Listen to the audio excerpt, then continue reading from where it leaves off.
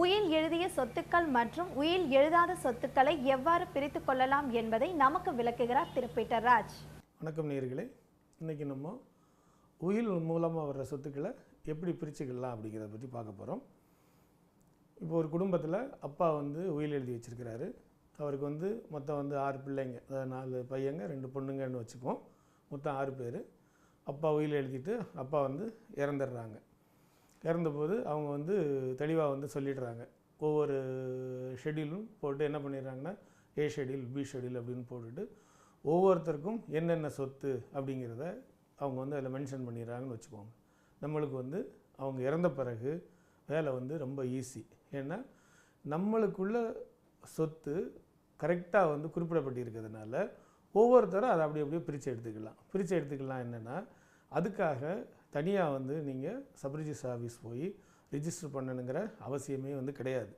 நீங்கள் நேரடியாக என்ன பண்ணலான்னா வருவாய்த்துறை, அதாவது ரெவன்யூ டிபார்ட்மெண்ட்டுக்கு போய் அது இடமா இருந்ததுன்னு வச்சுக்கோங்களேன், உங்கள் பேரில் நேரடியாகவே பட்டா மாற்றம் செஞ்சுக்கலாம். இந்த வில் டாக்குமெண்ட் மட்டுமே போதும். ஏன்னா உங்கள் அப்பா பேரில் பட்டா இருக்கும் கட்டாயம். அப்படி இருக்கிற பட்சத்தில் நீங்கள் வில்லை எடுத்துகிட்டு போய் உங்களுக்கு எந்த ஷெட்யூலில் உள்ள சொத்து உங்களுக்கு சொந்தமாக வருது அப்படின்னு நீங்கள் அங்கே வருவாய்த்துறையில் காட்டினீங்கனாலே உங்கள் பேருக்கு பட்டா மாற்றி கொடுத்துருவாங்க. அதுக்கு முக்கியமாக என்ன வேணும் அப்படின்னா உங்கள் அப்பாவுடைய டெத் சர்டிஃபிகேட், அதாவது இறப்பு சான்றிதழ். அந்த இறப்பு சான்றிதழ் நீங்கள் வருவாய்த்துறையில் தான் வாங்கணும். வருவாய்த்துறையில் அந்த இறப்பு சான்றிதழை வாங்கி இந்த வில்லுடைய காப்பியும் நீங்கள் கொடுத்தீங்கன்னா உங்கள் பேருக்கு பட்டா மாற்றம் ஈஸியாக வந்துடும். அதே மாதிரி ஒவ்வொருத்தருமே இப்போ 6 பேருமே என்ன செஞ்சுக்கலான்னா உங்களுக்குள்ள சொத்துக்களை உங்கள் பேரில் பட்டா மாற்றம் செஞ்சுக்கலாம்.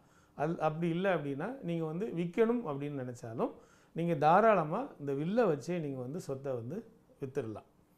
ஸோ வில்லு மூலமாக வர்ற சொத்து ஷெட்யூல் கரெக்டாக குறிப்பிட்டு வர்ற சொத்து எந்த வித பிரச்சனையும் நம்மளுக்கு ஏற்படுத்த போகிறதில்ல. இப்போ என்ன பார்க்க போகிறோன்னா, ஒருத்தங்க உயிலே எழுதலை, அவங்களுக்கு நிறைய சொத்து இருக்குது. அதை குடும்பத்தில் உள்ளவங்க எப்படி பிரிச்சுக்கிறது அப்படிங்கிற பற்றி இப்போ நான் சொல்கிறேன். இப்போது அதே எடுத்துக்காட்டை வச்சுக்கலாம். இப்போது அந்த அப்பா என்ன பண்ணிட்டாங்கன்னா உயிலே எழுதாமல் திடீர்னு மரணம் அடைஞ்சிட்டாங்கன்னு வச்சுக்குவோம். எதிர்பாராத விதமாக அவங்க இறந்துட்டாங்க. அப்போது சொத்துக்களை எப்படி பிரிக்கணுங்கிறத பற்றி நான் சொல்கிறேன். இப்போது நீங்கள் 6 பேர் அதுக்கு வாரிசுதாரராக இருக்கீங்க. இந்த 6 பேருக்குமே எல்லா சொத்தும் அப்பா பேரில் என்னென்ன சொத்து இருக்கோ இந்த எல்லா சொத்துமே உங்கள் 6 பேருக்குமே உரிமை தான். இப்போ உங்களுடைய அம்மா உயிரோடு இருந்தாங்கன்னா அவங்களையும் சேர்த்து 7 பேர் இதுக்கு உரிமையாளராக ஆயிடுவீங்க. அப்போ இந்த சொத்தை எப்படி பிரிக்கிறது? அதுக்கு முதல்ல நம்ம என்ன செய்யணும்னா அப்பாவுடைய இறப்பு சான்றிதழ் நம்ம வருவாய்த்துறையில், அதாவது தாலுக்கா ஆஃபீஸில் அப்ளை பண்ணி நம்ம இறப்பு சான்றிதழ் வாங்கணும். அதுக்கு அப்பா இறந்த உடனே நம்ம அந்த டாக்டர் சர்டிஃபிகேட்லாம் வச்சுருப்போம்ல, அதெல்லாம் வச்சு கொடுத்தா இறப்பு சான்றிதழ் கொடுத்துருவாங்க. அப்புறம் வாரிசு சான்றிதழ் வாங்கணும். வாரிசு சான்றிதழ்னால் நீங்கள் உங்களுக்கு அதுக்கும் ப்ரூஃப் கேட்பாங்க. உங்கள் ரேஷன் கார்டோ ஏதோ ஒரு ஐடியோ, அதே மாதிரி நீங்கள் அவங்களுடைய குழந்தைகள், அதே மாதிரி அம்மானா மனைவி அப்படிங்கிறதுக்கு உங்கள்கிட்ட உள்ள ப்ரூஃப் ஏதாவது கொடுத்தீங்கன்னா உங்களுக்கு இவங்க தான் வாரிசுதாரர், நீங்கள் மகனா மகளா அல்லது மனைவியா அப்படின்னு சொல்லி தெளிவாக போட்டு வாரிசு சர்டிஃபிகேட் கொடுத்துருவாங்க. இந்த 2 சர்டிஃபிகேட்டையும் வச்சு, அதாவது டெத் சர்டிஃபிகேட் அந்த வாரிசு சர்டிஃபிகேட்டையும் வச்சு நீங்கள் சொத்தை உங்களுக்குள்ளே பிரிச்சுக்கலாம். அது எப்படி பிரிக்கலாம் அப்படின்னா நிறைய வழிமுறைகள் இருக்குது. என்னென்னா, இப்போ நீங்கள் எல்லாருமே உட்காந்து அதை பற்றி பேசுகிறீங்க. என்ன பேசுகிறீங்க? இந்தந்த சொத்தை இவங்க எடுத்துக்கலாம். அப்பாவுக்கு பல இடங்களில் சொத்து இருக்குது.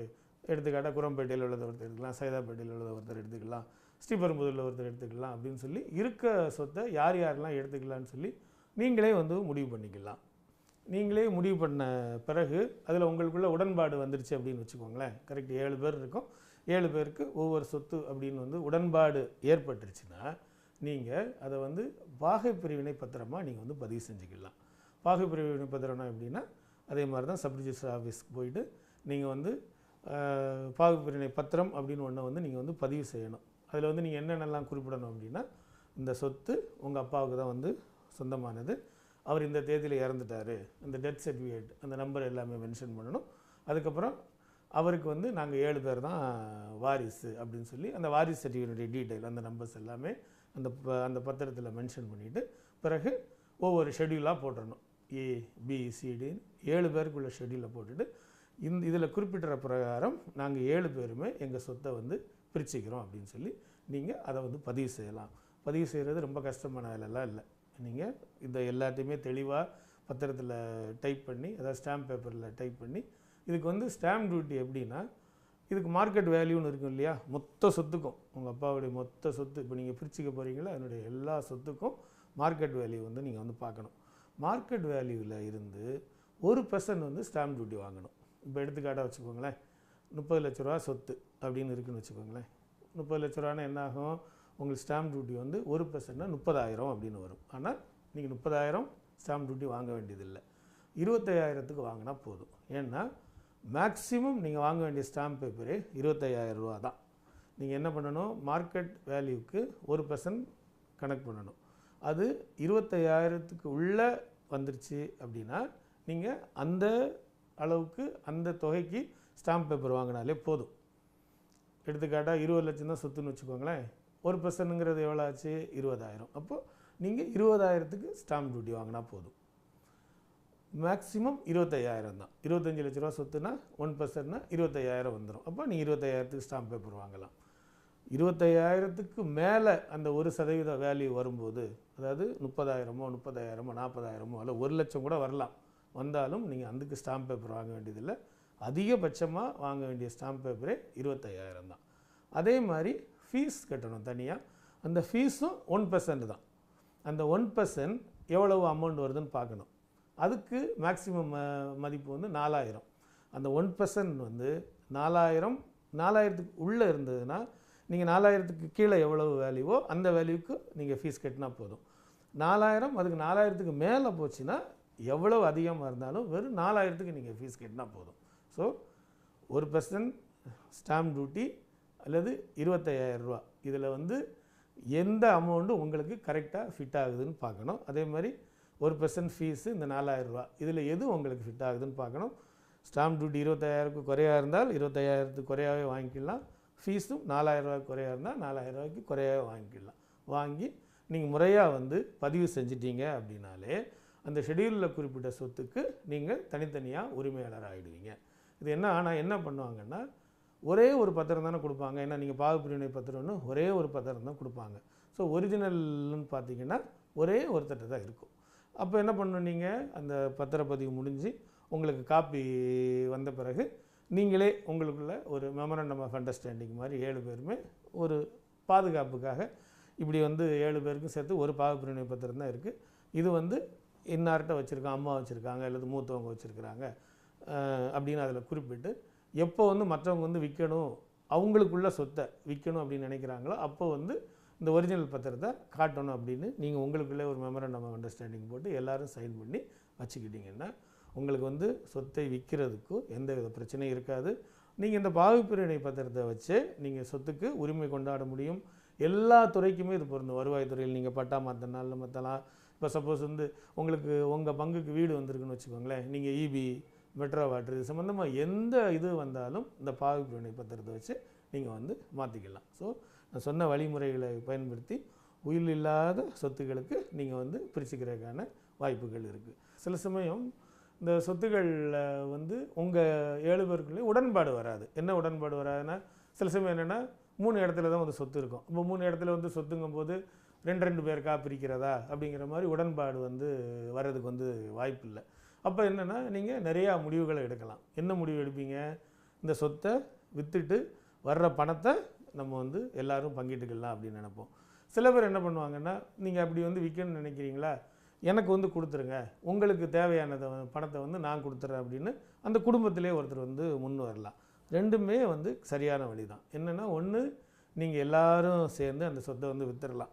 விற்கும்போது என்ன செய்யலாம், நீங்கள் ஒருவேளை இப்போ 7 பேர் ஒவ்வொரு இடத்துல இருக்கீங்கன்னு வச்சுக்கோங்களேன், இங்கே உள்ள ஒருத்தருக்கு நீங்கள் வந்து பவரே கொடுக்கலாம், அதில் ஒன்றும் தப்பு இல்லை. பவர் கொடுத்து அதே மாதிரி தான் ஏற்கனவே நான் சொன்ன மாதிரி அப்பாவுடைய சொத்து, நான் இந்த அப்பா இறந்துட்டாங்க, இந்த வாரிசு சர்டிஃபிகேட் மூலமாக நான் உரிமையாளர், அதனால் என்னுடைய பங்கை வந்து விற்கிறதுக்கு இவருக்கு வந்து அதை நம்ம அண்ணனோ இல்லை குடும்பத்தில் அம்மாவோ யாருக்கோ இங்கே இருக்கிறவங்க லோக்கலில் இருக்கிறவங்களுக்கு நாங்கள் பவர் கொடுத்துருவோன்னு சொல்லி எல்லோரும் சேர்ந்து பவர் வந்து கொடுத்துட்டு அந்த சொத்தை விற்ற பிறகு நீங்கள் எல்லாம் பணத்தை வந்து பங்கிட்டு கொள்ளலாம். இல்லை உங்களுக்கு இல்லை குடும்பத்தில் வந்து பவர் கொடுக்கறனாலே எங்களுக்கு வந்து பயமாக இருக்குது, பவரை வந்து அவங்க மிஸ்யூஸ் பண்ணுறதுக்கான வாய்ப்புகளும் இருக்குதுன்னு நீங்கள் வந்து பயந்தீங்கன்னா யார்கிட்டயாவது ஒருத்தர்கிட்ட பொறுப்பை வந்து ஒப்படைச்சிட்டு அவங்க மூலமாக சொத்தை வந்து விற்கலாம். ஏன் நான் திருப்பி திருப்பி சொல்கிறேன்னா, வாங்குறவங்க வந்து 7 பேர் உரிமையாளர்கள்னால் 7 பேர்த்தையும் வந்து பேசணும் அப்படின்னு விரும்ப மாட்டாங்க. யார்கிட்டயோ ஒருத்தர்கிட்ட பேசிட்டு கையெழுத்து போடுறதுக்கு முன்னாடி அல்லது பணம் கொடுக்கறதுக்கு முன்னாடி உங்களை எல்லாத்தையும் பார்க்கணுன்னு விருப்பப்படுவாங்க. அதனால் யாராவது ஒருத்தங்களை வந்து பேசுகிறதுக்கு நீங்கள் நியமனம் செஞ்சுட்டு பவர் கொடுக்கறதுக்கு யோசித்தீங்கன்னா நியமனம் செஞ்சுட்டு எது நல்ல டீல் வருதோ நீங்கள் விற்று வந்து எடுத்துக்கலாம். இல்லை ஒருவேளை வந்து உங்கள் குடும்பத்திலேயே யாராவது ஒருத்தர் அதை வந்து எடுத்துக்கிறதுக்கு வந்து இஷ்டப்படுறாங்க, நீங்கள் எல்லாமே அதுக்கும் சரின்ட்டீங்க, ஆமாம் நம்ம அப்பா சொத்து எதுக்கு வந்து அதை வந்து நம்ம மற்றவங்களுக்கு வந்து விற்றுக்கிட்டு இருக்கணும், நம்ம குடும்பத்திலே யாராவது எடுத்துக்கலாம் அப்படின்னு சொல்லி நீங்கள் விரும்புனீங்கன்னா அதுக்கு வந்து ரிலீஸ் டீடுன்னு ஒன்று பதிவு செய்யணும். அதாவது விடுதலை பத்திரம் அப்படின்னு சொல்லுவாங்க. அதுக்கும் நான் ஏற்கனவே சொன்ன சேம் ப்ரொசீஜர் தான். என்ன பண்ணணுன்னா எல்லோரும் போயிட்டு சப் ரிஜிஸ்டர் ஆஃபீஸில் போயிட்டு வழக்கமாக நான் ஏற்கனவே சொன்ன டீட்டெயில்ஸ்லாம், அந்த அப்பா இறந்தது, நாங்கள் தான் வாரிசு, நாங்கள் எல்லோரும் அதில் என்ன உங்களுக்கு அடிஷ்னலாக அதில் மென்ஷன் பண்ணியிருக்கோம், அதாவது அதில் என்ன குறிப்பிட்டிருப்பீங்கன்னா, நாங்கள் எல்லோரும் சேர்ந்து இந்த ஒருத்தருக்கு மட்டும் எங்கள் பாகத்தை வந்து நாங்கள் வந்து ரிலீஸ் பண்ணி கொடுத்துட்றோம், அதுக்கு பதிலாக வந்து நாங்கள் இவர்கிட்ட இப்படி நாங்கள் இது வாங்கிக்கிட்டோம் அப்படிங்கிற டீட்டெயில் வந்து அதில் வந்து நீங்கள் வந்து தெளிவாக குறிப்பிட்டுடலாம். அதுக்கு ஸ்டாம்ப் டியூட்டியும் நான் சொன்ன மாதிரியே தான், ஏற்கனவே செட்டில்மெண்ட்டுக்கு சொன்ன அதே தான். 1% 25,000 இதுதான் ஸ்லாப். அதாவது 25,000க்கு மேலே நீங்கள் ஸ்டாம்ப் டியூட்டி வாங்க வேண்டியதில்லை. 1% வந்து 25,000க்கு குறைவாக இருந்தால் அந்த ஸ்டாம்ப் டியூட்டி வாங்கிக்கலாம். நீங்கள் ரிலீஸ் டீடு அது ரிஜிஸ்டர் பண்ணிட்டீங்கன்னா உங்களுக்கு அந்த சொத்துக்கு வந்து நீங்கள் எல்லாம் உரிமையாளர் இல்லாமல் வெளியில் வந்துடுவீங்க. ஒருத்தர் மட்டும் உரிமையாளர் ஆயிடுவார். அவர் அதுக்கப்புறம் அந்த சொத்தை விற்று அவர் எதுனாலும் பண்ணிக்கலாம். அதனால் உயில் எழுதாமல் ஒருத்தங்க இறந்துட்டாங்க அப்படின்னா அதுக்காக வந்து நம்ம வந்து பிரிக்க முடியாது, இப்படி ஆகிடும் அப்படி ஆகிடும்னு சொல்லி குழப்பமுடைய தேவையில்லை, பயப்பட தேவையில்லை.